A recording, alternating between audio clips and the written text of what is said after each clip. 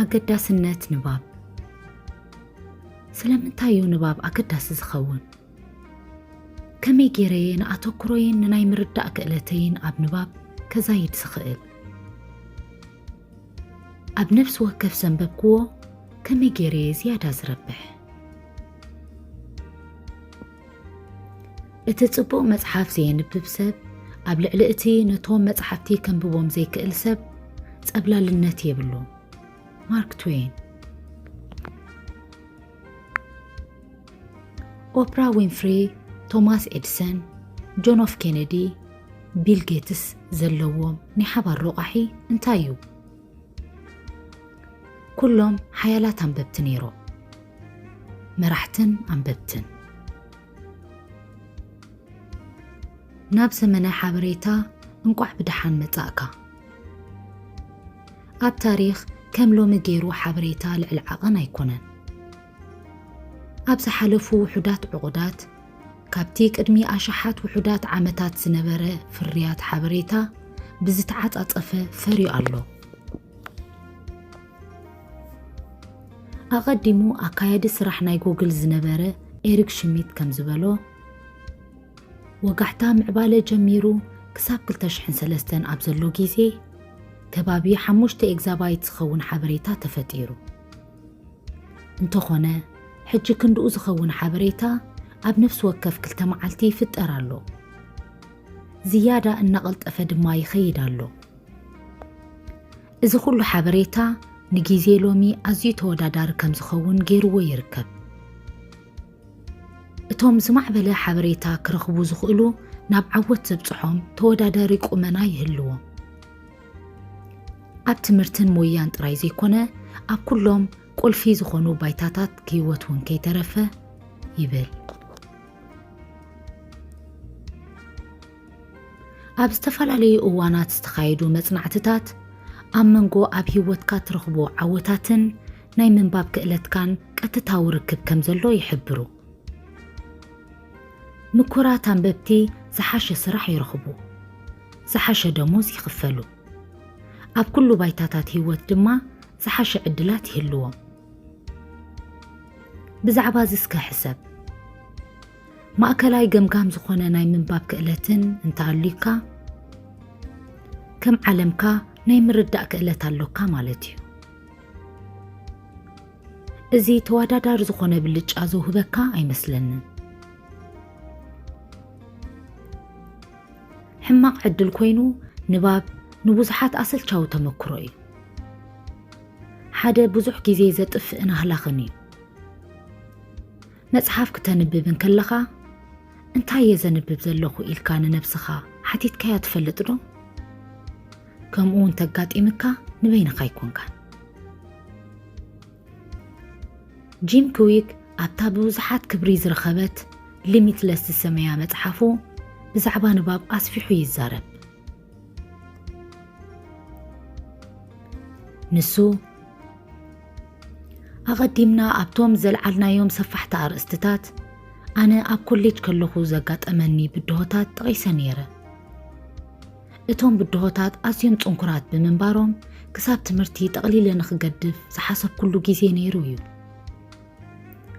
እንተኾነ ካብቲ ንትምህርተይ ዘድልየኒ ንባባት ወፃኢ ኣብ ሰሙን ሓደ መጽሓፍ ናይ ምንባብ ብቕዓት ምስ ኣጥረኹ ኣብ ትምህርቲ ክጥቀስ ዝከኣል ምዕባለ ከርኢ ክኢለ። ክሳብ እቲ ሓንቲ ዕለት ክሳብ ክንደይ ለውጢ ኣምጽኤ ከም ዝነበርኩ ከስተብል ፈጺመ ኣይከኣልኩን። ዕድመ እናወሰኽኩ ክኸይድ ከለኹ ካብቲ ጸቢብ ህይወት ክወፅእ እፍትን ነይረ። ኣዝየ ሓፋር ተምሃራይ ብምንባረይ ምስ ሰባት ተሓዊሰ ከይተፈለጥኩ እኸይድ እምበር ኣብ ቅድሚት ወይ ድማ ኣብ ማእከል ናይቲ ክፍሊ ክኸውን ኣይመርጽን ነይረ። እዚ ኣብ ትምህርቲ ከለኹ ብሰፊሑ ቐጺሉ። ኣብ ዓበይቲ ኣዳራሻት ኣስተምህሮ ክወሃብ ከሎ ተምሳጥ ክሓድረኒ ጀሚሩ። ምኽንያቱ ከይተፈለጥኩ ኣብ ሓደ ኩርናዕ ኮፍ ኢለ ክሓልፎ እኽእል ብምንባረይ ንጸገማተይ ዘቃልል ነይሩ። ኣብ ሓደ ኣጋጣሚ ሓደ ፕሮፌሰር ኣብ ክፍሊ ገለ ብውሑድ 100 ንኸውን ተማሃሮ ኣብ ዝነበርናሉ መግለጺታቱ ይህብ። ኣብ መንጎ ኣስተምህርኡ ሓንቲ ስእሊ ከርእየና ስለ ዝደለየ ፕሮጀክተር ልዕለ ርእሲ ይጥቀም ነይሩ። ሓደ ግዜ ኣብ ትሉሕ ጽሑፍ ኣቐሚጡ ብሰሓቕ ክርትም ኢለ። እዚ ተፈጥሮኣዊ ምላሽ ነበረ ንዓይ። እታ ጥቕሲ መስሓቕያ ነይራ ንዓይ። እንተኾነ እቲ ኣዳራሽ ጸጥ ኢሉ እዩ ነይሩ። ብዙሓት ካብቶም ኣብቲ ኣዳራሽ ዝነበሩ ክሳዶም ጠውዮም ናባይ ጠመቱ። ርግጸኛ እየ ቅድሚዛ ግዜ እዚኣ ዝበዝሑ ካብዞም ሰባት መምሃርቶም ምዃነ እውን ኣየለለዩንን። ኣዝየ ሓኒኸ ወትሩ ከይፍለጥ ምፅዓርኩ እየ። ሕጂ ግን ጠመተ ናይቲ ኣዳራሽን ኩሎም መምሃርታይን ናባይ ኮይኑ ብሕፍረት ዝኣክል ገጸይ በርበረ መሰለ። ገጸይ እሳት ዝለብለበኒ መሲሉ ክሳብ ዝስማዓኒ ከም መልሰ ግብሪ ብቁልጡፍ ተሓባእኩ። ጸኒሑ ድማ ሰባት ኣብቲ ኣዳራሽ ደጊሞም ክስሕቁ ጀመሩ። ንዓይ ዝስሕቁኑ ዘለዉ መሲሉኒ። ቁሩብ ጸኒሐ ግን ኣነ እውን ከም ሰበይ ክስሕቅ ምስ ጀመርኩ ለካ ናባይ ዝርእዩ ዘለዉ መሲሉኒ እምበር ናባይ ኣይኩኑ። ነታ ጽሕፍትዮም ዘንብብዋ ነይሮም። ምንጭ ሕፍረተይ ሕጂ ረኺበዮ። ነታ ጽሕፍቲ ኣነ ቐልጢፈ የንቢበያ። ቅድሚ ካልኦት ድማ መልሰ ተግባር ሃብኩ። በዚ መሰረት ድማ ኣብ ኣናብባይ ምምሕያሽ ከም ዘርኣኹ ተገንዚበ። ክሳብ እታ ግዜ እቲኣ ግን ክሳብ ክንደይ ቀልጢፈ የንብብ ይርዳእ ኣይነበርኩን። ዝኾነ ነገር ክትመሃሮን ክትመልኮን ከም እትኽእል ብሰንክቲ ኣብቲ ኣዳራሽ ብዘይውጥን ዘርኣኽዎ ምንታግ ናይ ሰሓቕ ሕማቕ እኳ እንተተሰማዓኒ ነቲ ኣዳራሽ ለቒቐ ክወፅእ ከለኹ በቲ ኣብ ንባብ ዘርኣኽዎ ቅልጣፈን ምምሕያሽን ተሰፍሲፈ የምስ ሓያል ስምዒተይ ነፍሰይ ኣብ ደገ ረኺበያ።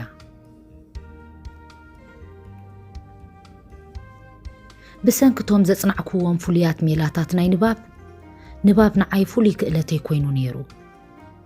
ኣብ ውፅኢት ናይ ትምህርተይ እውን ልዑል ዝኾነ ናይ ለውጢ መንገዲ ክጸርክ ኢለ። ኣብ መጻኢ ግን ዓዊለ ኣብ ከምዚ ዝኣምሰለ ኣጋጣሚ ከይስሕቕ ቃል ኣተኹ። ምውፃእ ካብቲ ኣዳራሽ እምበኣር ምስ ከምዚ ዝበለ ረስንን ታሕጓስን ትምህርትን ተመሊኤ ኣብ ልዕልቶም ዝመፁ ካልኦት ተኣምራታት እውን ብምትስፋዊ ነይሩ።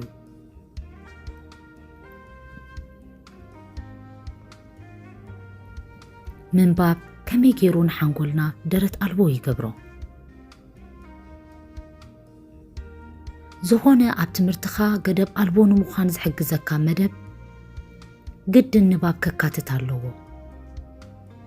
ልክዕ ከምቲ ዝኽሪ ኩሎም ንዓበይቲ ዕማማት ናይ ሓንጎል መሰረታዊ ዝኾነ ንባብ ድማ ንኩሉ ትምህርትና መሰረታዊ እዩ። ሓደ ሰብ ኣይንብብን እየ እንተይሉና ብትኽክል ንምምሃር ፈተነ ኣቋሪፀየ እዩ ዝብለና ዘሎ። ልክዕ እዩ ፊልምታት ብምዕዛብ ተንቀሳቐሲ ስእልታት ወይ ድማ ፖድካስት ብምስማዕ ክትመሃር ትኽእል ኢኻ። እንተኾነ ዋላ እታ ተራ ዝኾነት ኩነታዊት ዋዛ ገለ ነገር ትምህርቲ እኳ እንተኾነት ብዘይ ተወፋይነት ዝመልኦ ኣጠማምታ ኣብ ንባብ ንትምህርቲ ዳይናሚካዊ ኣብ ህይወትካ ድማ ዝሕድስ ክፋል ክትገብሮን ኣይከኣልን። ስለምንታይ እዩ ዝቁኑዕ ዝኸውን ቀፂሉ ክበርህ እዩ። ንባብ ንሓንጎልካ ማርሽ የእቱ። ክትንብብ ከለኻ ንሓንጎልካ ብዙሓት ካልኦት ንጥፈታት ንኽሰርሕ ትጥቀመሉ ኢኻ። እዚ ድማ ሓያልን ብልጫ ዘለዎን ዕማም እዩ።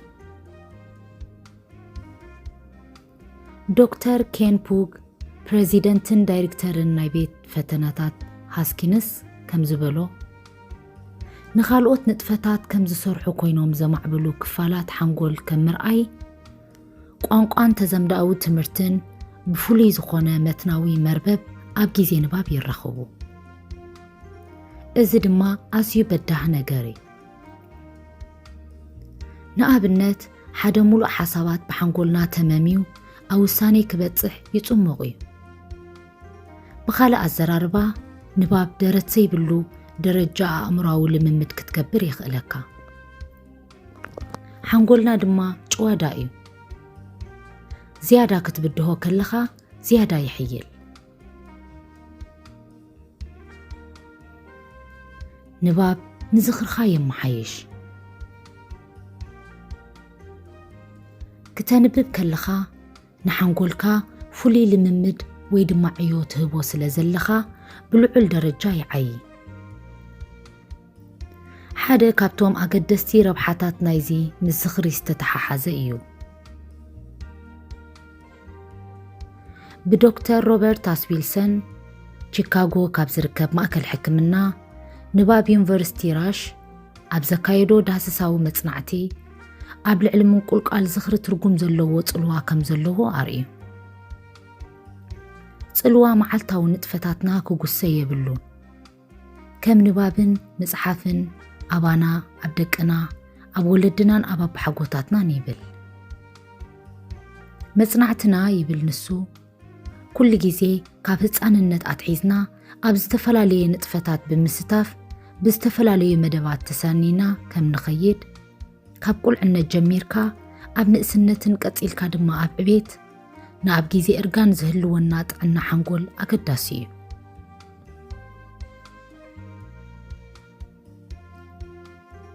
ንባብ ኣተኩሮኻ የመሓይሽ። ጋዜጣ ሒዝና ኮፍ ክንብል ከለና ወይ ድማ ሓደ ኣገዳሲ ግዜ ወፊና መጽሓፍ ሒዝና ኮፍ ክንብል ከለና ንሓንጎልና ኣተኩሮ ክገብር ነለማምዶ ኣሎና። ካብቲ ኣብ ፌስቡክን ዩቲዩብን ንገብሮ ምጥዋቕ እዚ ንጥፈታት ኣዝዩ ዝተፈለየ እዩ። ክነንብብ ከለና ዝያዳ ናይ ኣተኩሮና ነቲ ንባብ ንኽኸውን ንውፍዮ። እዚ ልምምድ እዚ ኣብ ካልእ ንጥፈታት ኣተኩሮ ክንገብር እውን ይሕግዘና።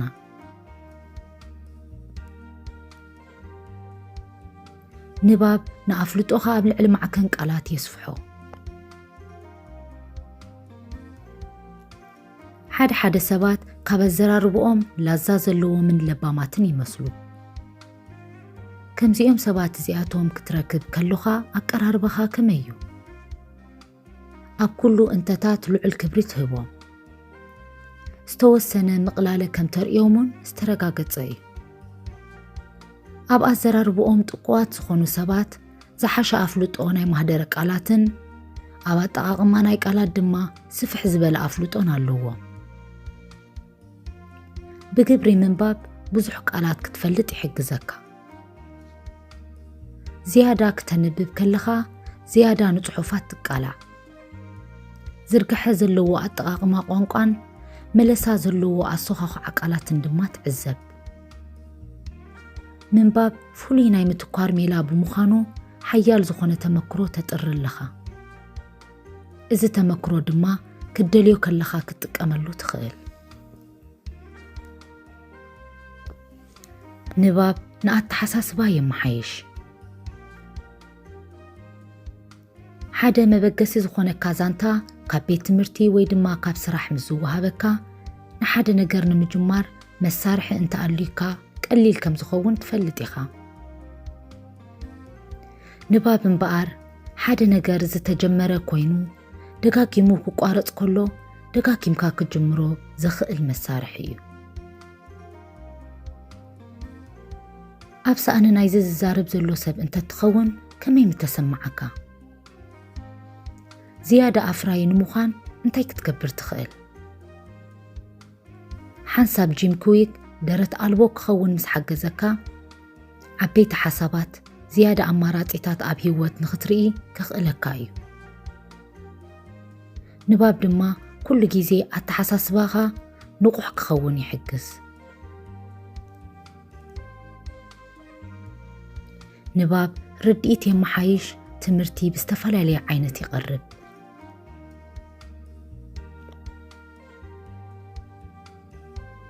ትምህርቲ ከም ናይ ዓወት መስርሕ ብዝተፈላለየ ገጻት ይቐርብ። ንጡፋት ሓሳባትን ካልኦት ክእለታትን ኣብ ዓወት ወሰንቲ እኳ እንትኾኑ ርድኢትን ናይ ስምዒት ተኻፋልነትን እውን ዝነዓቑ ይኮኑ። ንባብ ንኣቐዲምካ ዘይረኣኻዮም ህይወታትን ሓሲብካሎም ዘይትፈልጥ ተመክሮታትን ከምኡ እውን ካብ ናትካ ፍጹም ዝተፈለዩ ቅድታት ኣተሓሳስባ የቃልዓካ። ኩሎም እዞም ዝተጠቕሱ ንስምዒታት ተኻፋልነትካን ኣተሓሳስባኻን ብምህናፅ ካብቲ ንስኻ ተሓስቦ ኪንኡ ዓለም ከመይ ከም ትሰርሕ የርእየካ። ብልዑል ርድኢትን ደስታን ክተንብብ ትኽእል እንተኾንካ ኣብዛ ወርሒ ኣየኖት መጽሓፍቲ ክተንብብ ክትጅምር ኢኻ? እተን ክተንብበን ክትጅምር ሓፂኻየን ዘለኻ 3 መጽሓፍቲ ኣየኖት እየን? ኣዳሉ። በዓለ ገምጋም ንባብ። እቲ ቀዳማይ ክትገብሮ ዘለካ ሕጂ ኣብ ልዕሊ ናይ ንባብ ቅልጣፈኻ መሰረታዊ ገምጋማዊ ዳሰስ ምክያድ እዩ። ፍጥነት ንባብ ብቓላት ኣብ ደቂቕ እዩ ዝዕቀን። ናይ ንባብ ቅልጣፊኻ ንምልካዕ ዘድልዩኻ ነገራት እዞም ዝስዕቡ እዮም። ርሳስ፣ ትድውል ሰዓት፣ ፍኹስ ዝበለ ዝንበብ ልቢ ወለድን የድልዩኻ። ብቐደም ተኸተል ከምዚ ጌርካ ዕየ።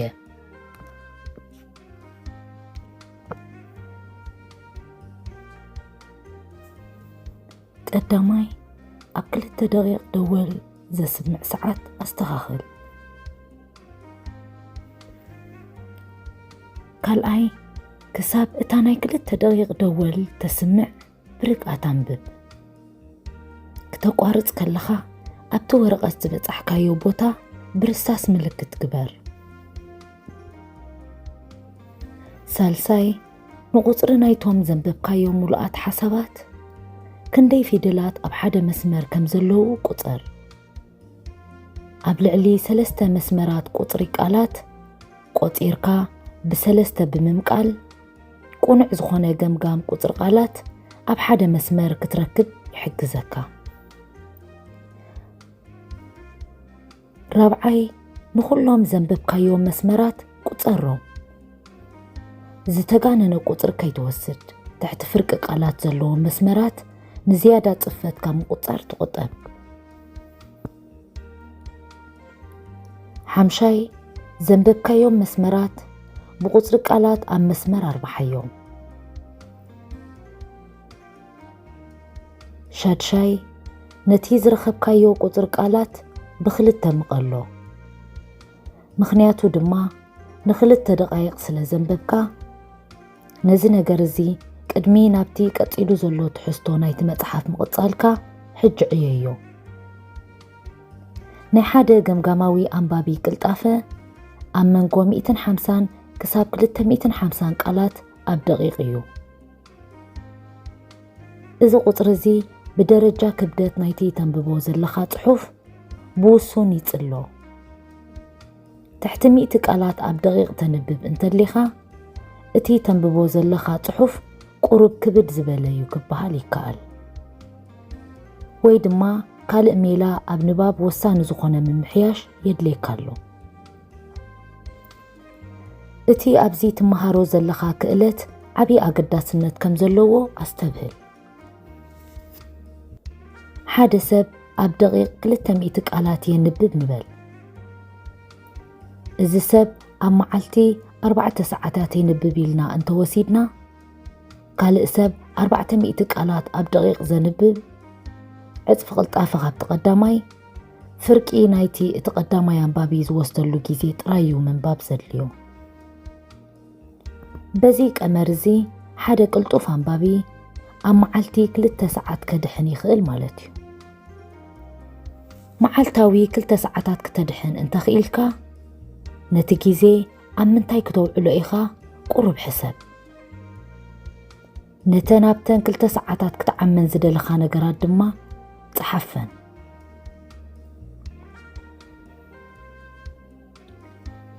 እቲ ጽቡቕ መጽሓፍ ዘይንብብ ሰብ ኣብ ልዕሊ እቶም ፈጺሞም መጽሓፍቲ ከንብቦም ዘይክእል ሰባት ጸብላልነት የብሉን። ማርክ ትዌይን። ሰላምን ሰናይን ንኹሉ ብኹሉ ኣብ ኩሉ